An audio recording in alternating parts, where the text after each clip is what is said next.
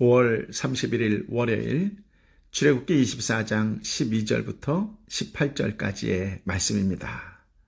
누군가 여러분에게 인생의 최고 순간은 언제였습니까? 라고 물으시면 어떻게 대답하시겠습니까? 팡세의 저자 파스칼은 피조물인 인간에게는 하나님으로만 채울 수 있는 빈 공간이 있다라고 말했습니다. 여러분은 동의하십니까? 모세의 인생 최고의 순간은 언제였을까요? 12절부터 14절까지의 말씀을 함께 읽어보겠습니다. 여호와께서 모세에게 너는 산으로 내게 올라와서 여기 있어라. 내가 백성들을 가르치려고도 쓴 돌판, 곧 율법과 계명을 쓴 돌판을 너에게 주겠다. 그러면 너가 그들을 가르치도록 하여라.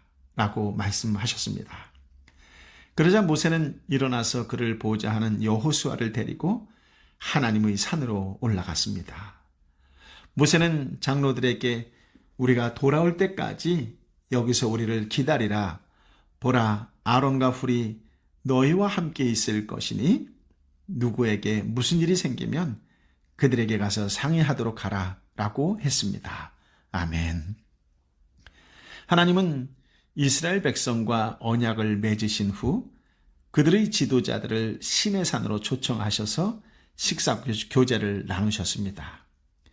이스라엘의 지도자들은 하나님 앞에서 기쁨으로 만찬을 즐겼습니다.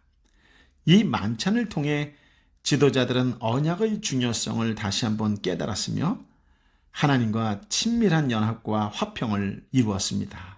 그 결과 거룩하신 하나님의 영광을 본 사람 중에 목숨을 잃은 사람은 아무도 없었습니다. 예수님도 십자가에 돌아가시기 전 제자들과 유월절 만찬을 나누셨습니다. 만찬에서 예수님께서는 빵은 영적 양식이 되는 주님의 살이요, 포도주는 영적 음료가 되는 주님의 피라고 말씀하셨습니다. 누구든지 주님과 더불어 먹고 마실 때 진정한 제자도를 실천할 수 있는 하나님의 사람이 될 수 있습니다. 잔치가 물어 익을 무렵 하나님은 모세를 따로 부르셨습니다. 하나님은 모세를 통해 백성을 가르치시려고 율법과 계명을 친히 기록한 돌판을 주겠다고 하셨지요. 그렇다면 하나님께서는 왜 모세에게 전달하고자 하는 말씀을 돌판에 새겨서 주신 것일까요? 일반적으로 조약 문서나 언약의 책과도 같이 중요한 문서는 돌판이나 토판처럼 부서지지 않고 항구적으로 보존될 수 있는 것에 기록하는 것이 당시 고대 근동 지역에서의 관례였습니다. 하나님은 이스라엘 백성이 당신과 맺은 언약의 말씀을 영원토록 지키게 하려는 상징으로 돌판에 새긴 것입니다. 그래서 모세는 장로들에게 우리가 돌아올 때까지 여기서 우리를 기다리라 라는 말을 남기고 여호수아와 함께 돌판을 받기 위해 하나님의 산을 다시 오릅니다. 그러면서 공동체 안에 혹 문제가 생기면 아론과 훌과 함께 상의하라고 덧붙입니다. 15절부터 18절까지의 말씀을 함께 읽어볼까요? 모세가 산에 올라갔더니 구름이 산을 덮었고 여호와의 영광이 시내산 위에 있었습니다. 그 구름은 6일 동안 산을 덮고 있었습니다. 그리고 7일째 되는 날에 여호와께서 구름 속에서 모세를 부르셨습니다.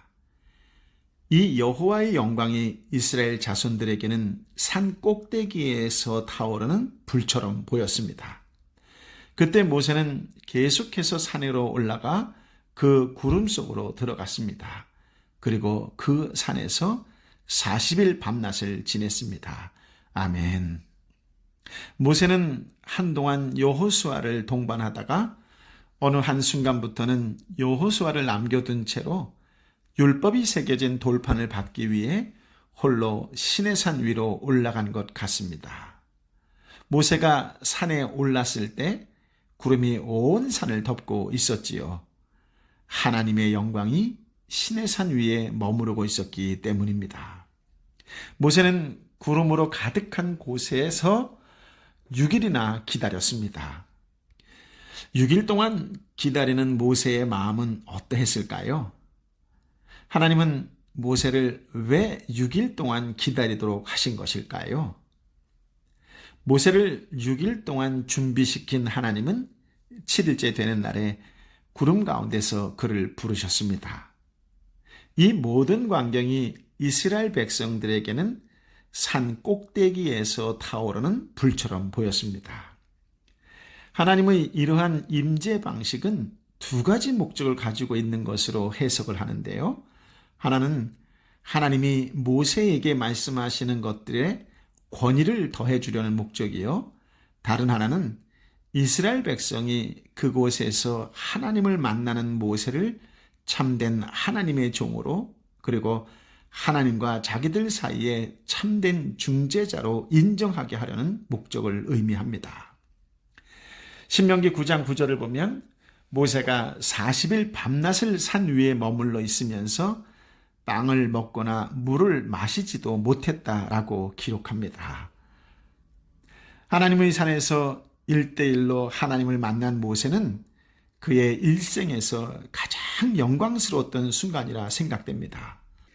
출애굽할 때나 홍해 바다가 갈라질 때나 만나가 내릴 때보다 하나님과만 친밀하게 지냈던 이때의 40일이 영광의 정점이라고 말할 수 있겠지요.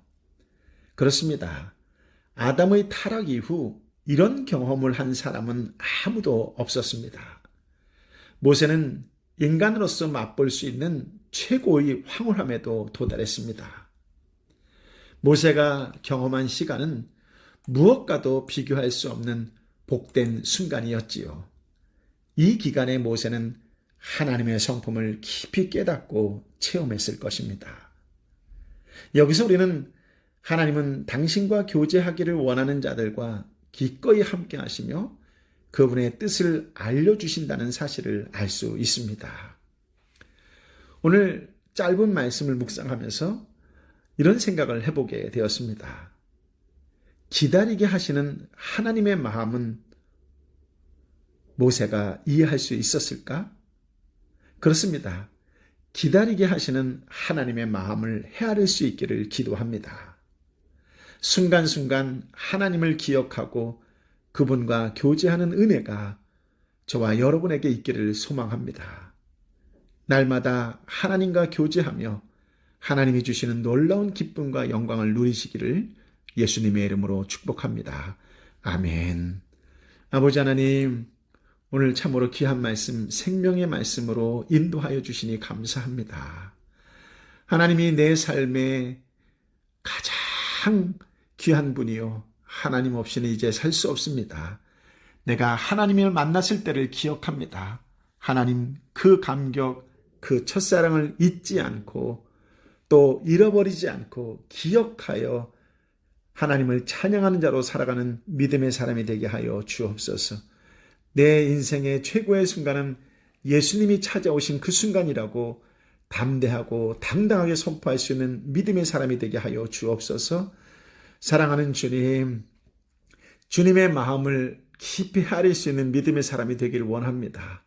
매일매일 기도하지만 때로는 침묵하시고 응답이 없으신 것만 같고 숨어 계시는 것만 같은 하나님을 느껴질 때, 그때 하나님의 마음은 어떠하실까를 한 번 더 묵상하고 한 번 더 헤아리는 믿음의 사람이 되게 하여 주옵소서.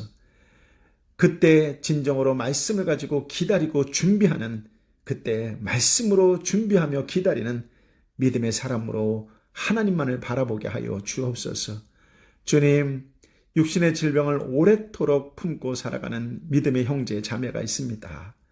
하나님께서 왜 내 병만은 고쳐주지 않는 것일까라고 아파하고 힘들어하는 형제와 자매를 긍휼히 여겨주옵시고 오늘 저들에게 주님만이 주실 수 있는 평강을, 회복을 허락하여 주옵소서. 생활 속에서, 일상 속에서, 직장에서, 일터에서, 삼터에서 너무나 힘들고 어려운 삶을 살아가는 형제와 자매가 있습니다. 하나님을 원망하고 싶을 때가 한두 번이 아닌 그런 형제와 자매들도 있을 것입니다. 기다리게 하시는 하나님의 마음을 헤아릴 수 있는 은혜를 허락하여 주옵소서. 무엇보다도 하나님과 만났던 그날을 기억하여 다시 회복의 은혜를 경험하고 나의 모든 미래도 책임져 주실 분은 하나님밖에 없다고 선포하며 그 자리를 벌떡 일어설 수 있는 능력과 힘과 권능을 지혜를 덧입혀 주옵소서. 오 성령이여 성령이여 임하여 주옵소서. 이번 한 주간 말씀으로 승리하고 말씀으로 겸손하고 말씀으로 순종하고 말씀으로 섬기는 그런 복된 한 주간 되게 하여 주옵소서. 이제는 계리어 진리어 생명 되신 우리 주님 예수 그리스도의 은혜와 아버지 하나님의 크신 사랑과 성령 하나님의 위로 역사 교통 충만하심이 주신 말씀을 붙잡고 소망의 약속으로 붙잡고 오직 하나님만을 바라보며 하나님만을 선포하며 살겠느라고 그 자리를 박차고 일어나 하나님만을 바라보는 하나님의 사람들 한 사람 한 사람 머리 위에 저들의 이름 불러가며 기도하는 삼터와 일터와 공동체와 열방의 선교사님과 선교지 위에 함께하여 주옵기를 간절히 축원하옵나이다. 아멘.